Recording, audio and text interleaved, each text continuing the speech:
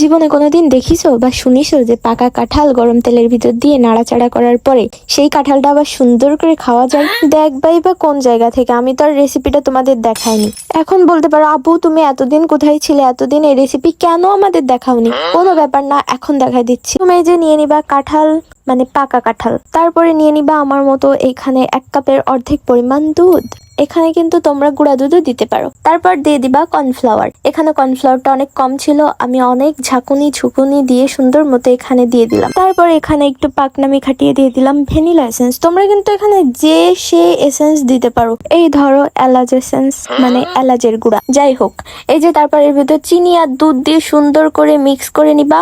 এটা দেখতে এত সুন্দর লাগবে, এটা কিন্তু এমনি তোমরা চাইলে খাইতে পারো যদি রাক্ষস হও তাহলে। যাই হোক, এই যে সুন্দর মতো মিক্স করে নিলাম। তারপর এর ভিতর আর একটু দুধ লাগবে, আরো একটু দিলাম। তোমাদেরও যদি লাগে তাহলে আরো দিবা, প্রয়োজনে আরো দিবা, প্রয়োজনে আরো বেশি দিবা। যাই হোক, সবকিছু সুন্দর মতো নাড়াচাড়া করে নেওয়ার পর এর ভিতর কিন্তু ওই যে আগে থেকে যে কাঁঠাল রেখেছিলাম সেই কাঁঠালের বিচিগুলো বের করে নেওয়ার পর ওই কাঁঠালটা এর ভিতর চুবিয়ে তেলের ভিতর ভাজতে হবে। যদিও তোমাদের বলেছিলাম যে কাঁঠাল ভাজি করব, আসলেই তো কাঁঠালই তো ভাজি করলাম, কিন্তু একটু মশলা মাখিয়ে, সরি আটা ময়দা মাখিয়ে।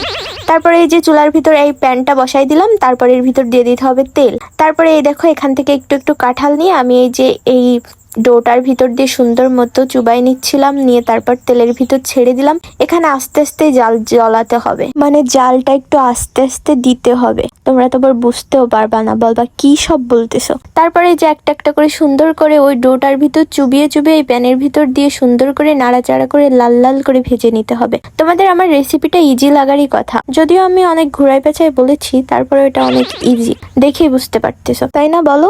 এত সুন্দর রেসিপি কেউ দেখাবে না, তাও আবার ফ্রিতে। এই যে সুন্দর মতো ভাজি করে নেওয়ার পর এটা তুলে নিতে হবে। আর এটা তুলে নেওয়ার পরেই কিন্তু কাজ শেষ না, কাজ আমাদের আরো অনেকগুলো আছে, ওইগুলাও ভাজতে হবে। তোমাদের ধৈর্যের পরীক্ষা নেব না, তাই আমি এইগুলো একাই ভাজি করে নিয়েছিলাম, তোমাদের দেখাইনি। তোমাদের দেখালেই বা কি, তোমরা হলে দুনিয়ার কুড়ে মানুষ, তোমরা এগুলো কখনোই করবে না আমি জানি। যদিও কাঁঠাল যদি তোমাদের ভালো টালো না লাগে তখন এটা ট্রাই করে দেখতে পারো। যাই হোক, এই যে এখন আমার সবগুলো ভেজে নেওয়া শেষ, আর তোমাদের দেখাই এর ফাইনাল লুকটা। এই যে দেখো, এই বড় কাঁঠালের থেকে কিন্তু এই বিচিগুলো বের হয়েছে। তারপর এগুলো আমি সুন্দর করে ভাজি করেছি, আর এটা খেতে অনেক মজা, অনেক মজা, অনেক মজা। তো তোমরা এটা বাসায় ট্রাই করে দেখতে পারো। আর এই যে দেখো, রোদের ভিতর আমি ছাদে নিয়ে যাচ্ছিলাম যেন দেখতে ভালো লাগে, আর তোমরা এটা ট্রাই করো।